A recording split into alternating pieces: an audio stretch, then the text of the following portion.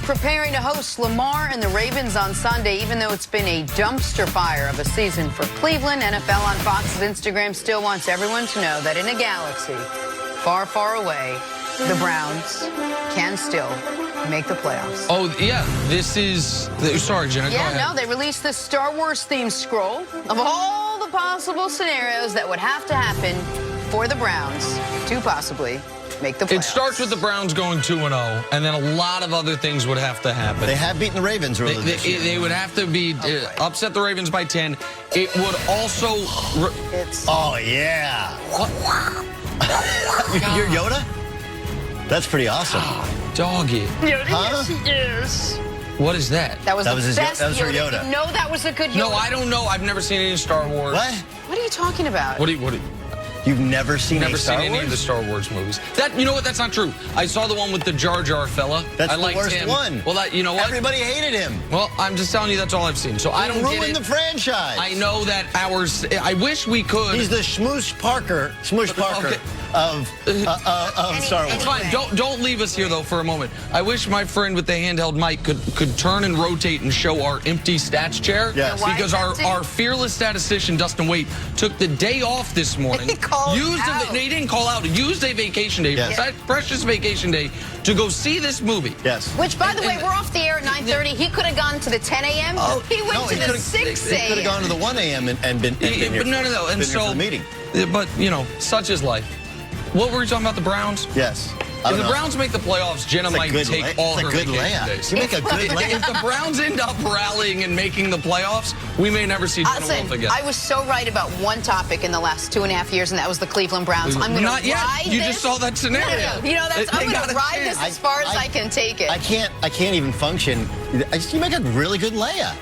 I make a kind of a good layup. Kick, you know what, layup. Yeah. Yeah, like if Leia posted workout videos, that would be you. I like you so much, Doug Gottlieb. There's so much like I've never liked you less, Doug. Time for stories to start your morning. Last night, Giannis dropped 34 on the Lakers, showed off his improved three-point range.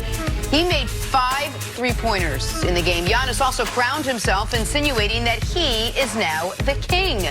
Nick, how great was Giannis' performance? This was so cool to see. I think people might think because I'm a LeBron guy that I was upset by last night. Like, I'm upset I lost my Lakers +4 bet. I will admit that.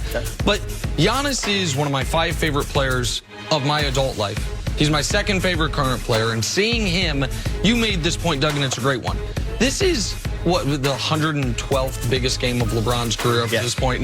Probably not even, because he's played more playoff games than that. This was maybe one of the 10 biggest games, biggest spotlight games. Biggest regular season game he's ever played. Giannis ever played in.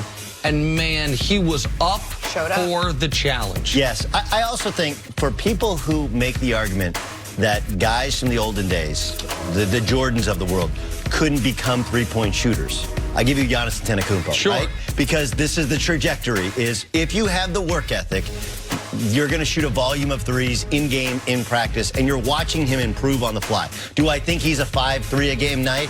5-3 a game guy? No, I don't. Like, I don't even think he does. But it was pretty cool. But if he can make 1.5 a game at 33%, it opens so many things up for them. Like, he does not have to do what he did last night. Well, look, the way in which traditionally you play a guy who's a limited jump shooter is you play off. The problem with that is if he hits it or if he gets a running start, it's really hard to guard. All right, moving on. The Rockets stormed back from a 17-point deficit last night to beat the Clippers. 122-117 was your final on that one. Russell Westbrook leading Houston with 40 points, including 25 in the second half alone.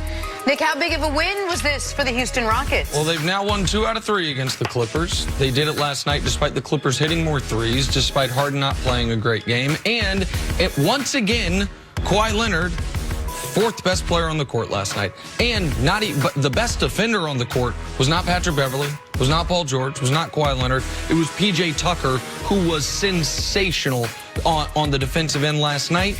And again, Kawhi, 2-time Defensive Player of the Year, in addition to having, I think, 4 second-half points, he's standing in the corner defensively guarding either Macklemore or Daniel House, or 8 second-half points, 2 second-half made field goals for Kawhi, which is probably not the best use of his talents, but in his defense, he hasn't had a day off recently, so he probably was a little tired.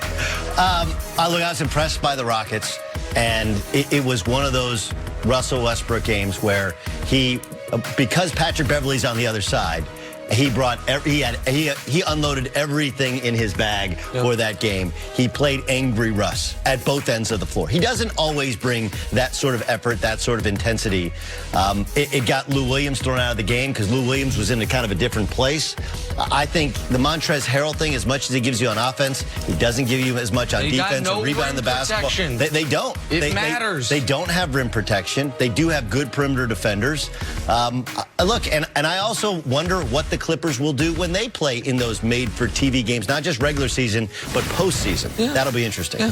Some questions about the 9-loss Los Angeles Clippers. All right, on Wednesday, Dak Prescott was limited in practice for the first time in his career because of a shoulder injury that he suffered last week against the Rams. However, he says he'll be good to go Sunday in Philadelphia. Nick, can the Cowboys win if Dak isn't 100%? I don't think the Cowboys are going to win, but even if Dak's going to be out there, Dak's, I'm sure, going to have some type of medical assistance in dealing with the pain. I don't think Dak being at 80% or 90% would be what prevents the Cowboys from winning this football game. So, yeah, I think they could win if he's not at 100% because they wouldn't play him if he couldn't make the requisite throws. Now, maybe if they're in an end-of-half Hail Mary situation, he wouldn't be able to do what he typically can as far as getting the ball downfield. I don't think Dak's health is going to be the defining factor of this game. I think it could be an excuse if the Cowboys lose, however. Yes, I think it could be an excuse or it could be an explanation. But something tells me he's more healthy than we're being led to believe. Otherwise, there wouldn't be this definitive, I'm going to play. He's going to be out there. Part of this is the narrative that's followed Dak, which is he's tough. His leadership, he's a tough hombre. He shows great leadership in his ability to always be available. To answer your question, Jenna, I don't think he has to be 100% from them to win. Do I think he has to be competent? Of course. Yep. Of course. But I don't think he has to because, look, last time they were able to run the ball with Zeke, last time they were able to get Amari Cooper going, you're not asking him to make any sort of super dynamic throws. I think if he can just singles and doubles, they should be fine because they're the better team. He didn't take a snap the last 2 days of practice. So anyway, on to the Patriots now. Tomorrow they host the 10-4 Buffalo Bills, who have had a tremendous season. Patriots can clinch an 11th straight AFC East title with a win. All of that despite their offensive woes. Nick Wright, will the Pats beat the Bills and win the division? Well, I think Pats will eventually win the division, but I don't think it'll be this weekend because I don't think they're going to beat Buffalo. Now, I understand where this game is being played, and picking the Bills to win in Foxborough seems foolish. But picking this offense, especially speaking of injuries, with Julian Edelman dealing with whatever he's dealing with, picking this offense to all of a sudden score the requisite points to beat a competent team, to me, that seems a little foolish as well.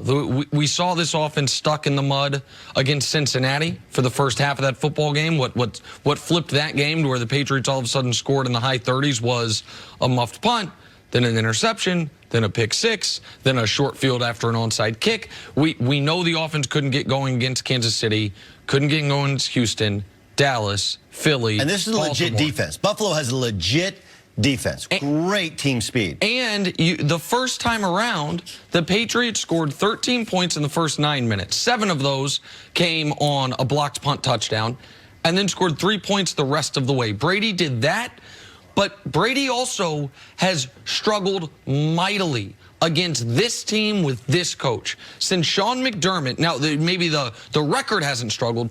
Look at Tom Brady's numbers. 5 games since Sean McDermott's been the head coach of the Bills. That's terrible. Yep. That is not just bad for Brady. That's bad for anybody. 74 passer rating, 6.5 yards per attempt, more picks than touchdowns. And even Brady this year, his worst year he's had in at least 15 maybe of his career. Yeah. One thing he's done a really good job of, not turning the ball over. He's been great at protecting the ball. So, yeah, I think the Bills can win this football game. It does, because of the tiebreakers, they would have to win this game and next week, and then also have the Patriots lose this game and lose next week to win the division. So I think Pats still win the division, but I think the Bills win a very close game on Saturday. Remind me, okay? He said the Eagles were going to win because of 3 factors, right? They were at home. They were at home. They had the better coach, and they had a better quarterback, right? Yes. Okay, the Patriots are at home. They have the better coach. I'm not sure. Oh. But listen, do I think? I'm not sure. Well, no. I just want to see. Listen, what he's saying is kind of my argument, the LeBron argument I made earlier, which is, like, if I say that Kevin Durant has been better than LeBron James the last 3 years, it's not throughout his career. LeBron at his absolute peak is better than Kevin Durant was maybe last couple years, right? And now LeBron at 34, 35, he can't be expected to be Giannis at 24, sure, right? So what he's saying is Tom Brady, who was bad at the end of last year. I know he had the Jets game where he played great, but he had other stinkers. He was bad in the AFC Championship game. He was bad in the Super Bowl. Right. He has not been. He gets worse as the season goes on because of all the reps on that shoulder, and people can get him off his spot. But he's still Tom Brady. They're still the Patriots. They find a way. And again, to use your argument, like, are you really going to pick Josh Allen? I just did on the road to beat the Patriots and Bill Belichick. In December? Can I give one pushback on that? Now, the on the road part is a big factor. I'm not eliminating that.